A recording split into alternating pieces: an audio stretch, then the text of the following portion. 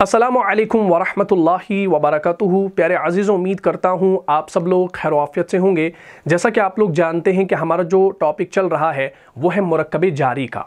अल्हम्दुलिल्लाह हमने हुरूफ़ जारा के 11 हरूफ को मुकम्मल कर लिया। अब जो बाकी 6 हरूफ रह जाते हैं उनको भी इंशाअल्लाह हम नेक्स्ट वाली वीडियो में डिस्कस करेंगे। लेकिन आज का जो हमारा टॉपिक है वो थोड़ा सा डिफरेंट है, क्योंकि एक भाई ने जो है पिछली वीडियो पर एक कमेंट किया था, एक सवाल किया था, और वही सेम सवाल जो है हमारे कुछ भाइयों और बहनों ने हमें इंस्टाग्राम पर भी किया है।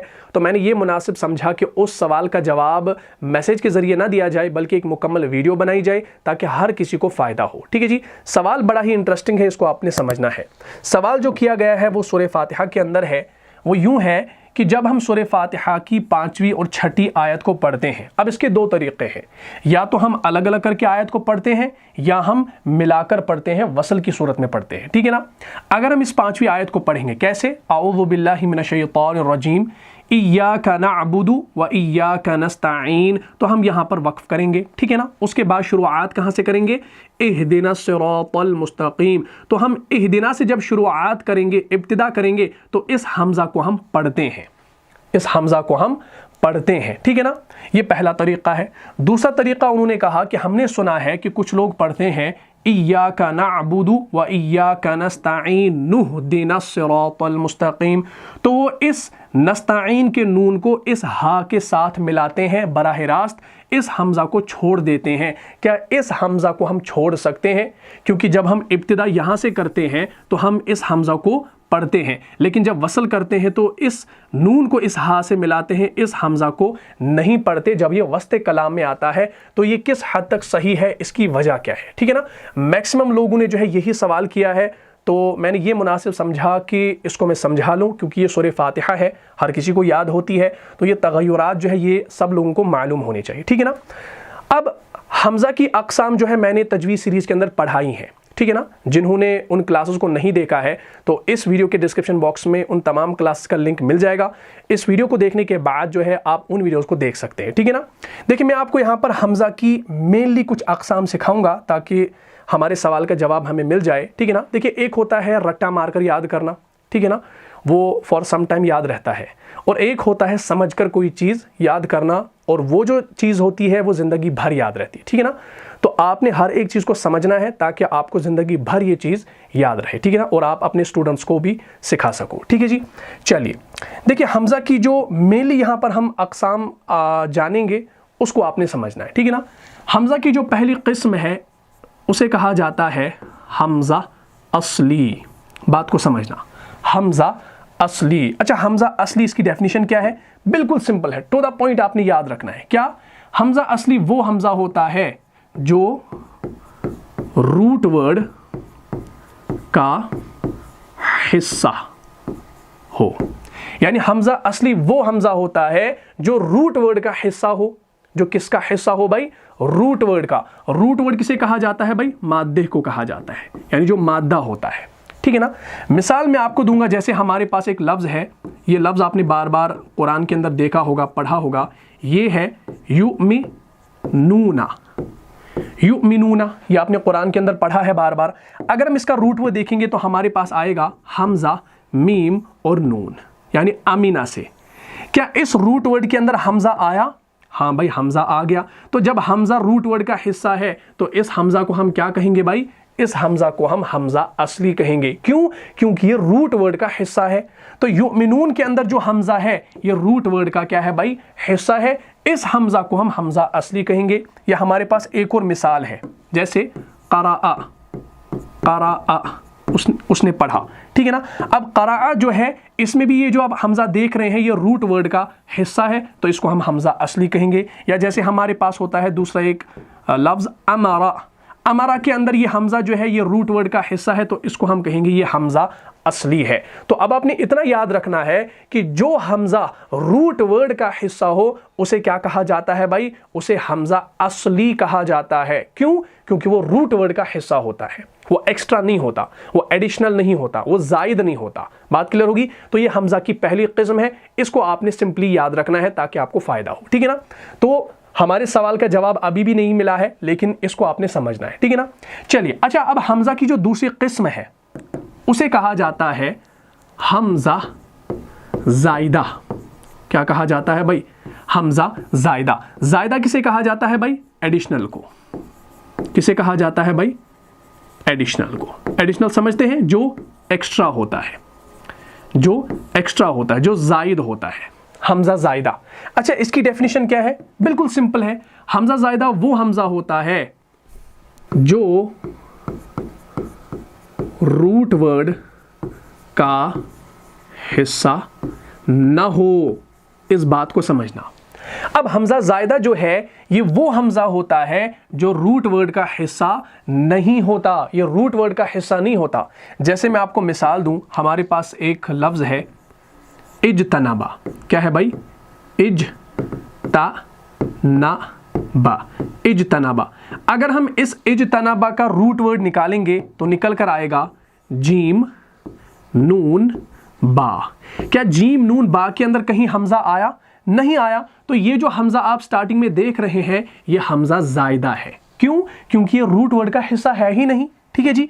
जैसे दूसरी एग्जांपल हमारे पास है इक्तसबा। क्या है भाई? इक्तसबा।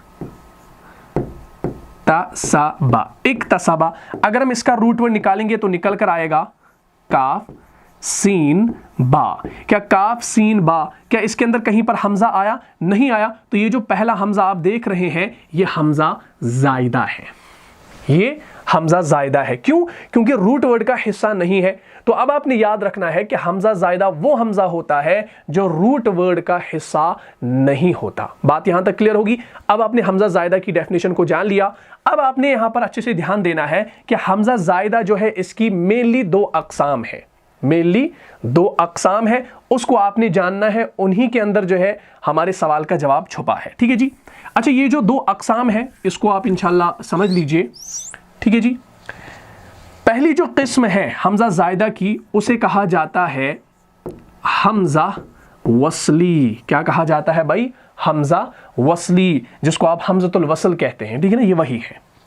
अच्छा, दूसरी जो किस्म है उसे कहा जाता है हमजा कतई। क्या कहा जाता है भाई?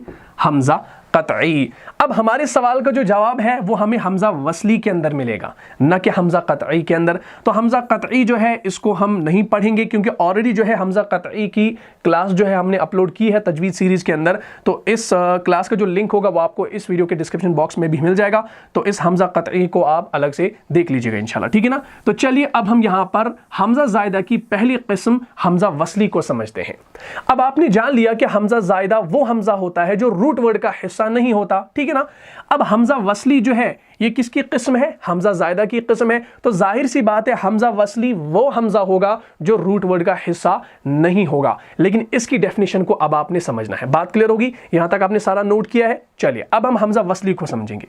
बात को समझना, ये हमारे पास है हमजा वसली। ठीक है ना। ये समझ में आ गया तो जो आपका सवाल है उसका जवाब इंशाल्लाह मिल जाएगा। ठीक है जी। अच्छा, हमजा वसली इसकी डेफिनेशन क्या है? सिर्फ आपने सिंपली याद रखना है हमजा वसली वो हमजा होता है जो इब्तिदाए कलाम में साबित रहे और वस्ते कलाम में हज़फ हो जाए। क्या हो जाए भाई? हज़फ हो जाए। ठीक है ना। हमजा वसली की डेफिनेशन आपने याद रखनी है। अगर ये आपको याद रह जाती है तो आप आसानी से जो है कुरान के अंदर हमजा की पहचान कर सकते हैं कि क्या ये हमजा असली है, जायदा है। ठीक है ना। हमजा वसली है, कतई है, सारा इंशाल्लाह आप समझ जाएंगे। तो हमजा वसली वो हमजा होता है जो इब्तिदाई कलाम में साबित रहे और वस्ते कलाम में हज़फ हो जाए। इसका क्या मतलब है भाई? अब आपको ये समझना है। ठीक है ना। अच्छा, हमजा कतई भी हमजा जायदा की किस्म है। तो अगर हम उसकी डेफिनेशन देखेंगे तो उसमें सिंपली आपने यही डेफिनेशन इस्तेमाल करनी है, लेकिन थोड़ी सी चेंज है कि हमजा कतई जो होता है वो इब्तिदाई कलाम और वस्ते कलाम दोनों में साबित रहता है। ठीक है ना। हमजा कतई की डेफिनेशन क्या है कि वो इब्तिदाई कलाम और वस्ते कलाम दोनों में साबित रहता है। लेकिन हमजा वसली जो होता है वो इब्तिदाई कलाम में साबित रहता है लेकिन वस्ते कलाम में हज़फ हो जाता है। बात क्लियर होगी? इसको आपने अपनी कॉपी पर नोट किया हुआ होगा। अब हम इसको समझते हैं कुरान के अंदर। ठीक है ना। चलिए यहां की ओर। बस अब हमारी क्लास इंशाल्लाह खत्म होने वाली है तो इसको अब समझ लीजिए।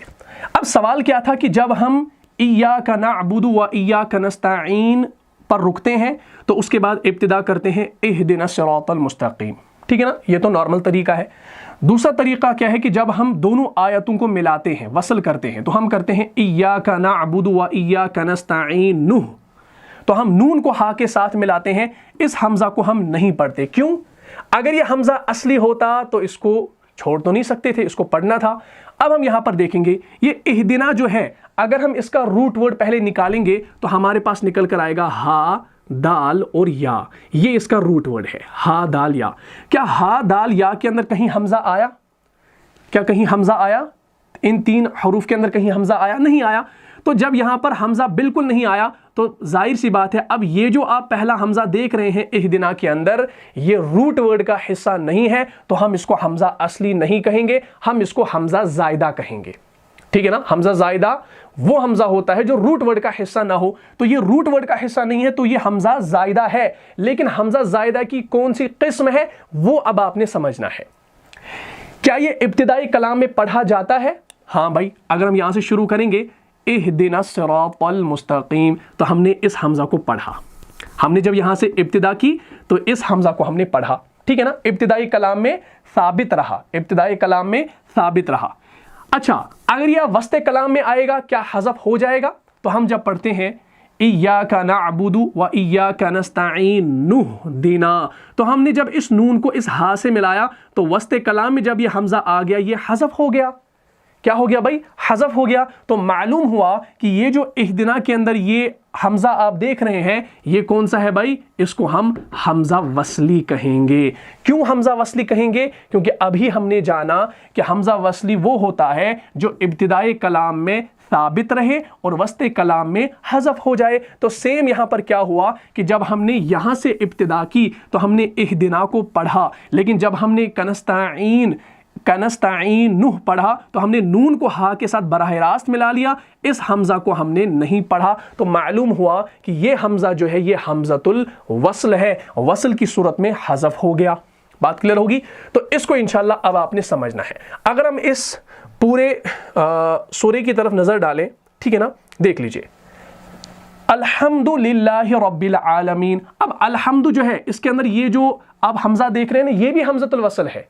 ये कब हमजतुल वस्ल बन जाएगा? जब हम बिस्मिल्लाहिर्रहमानिर्रहीम के इस मीम को इस लाम के साथ मिलाएंगे। जैसे बिस्मिल्लाहिर्रहमानिर्रहीम मिल्हम्दुलिल्लाह, मिल मीम लाम जेर मिल, तो ये हमजा पढ़ने में नहीं आएगा जब हम वसल करेंगे।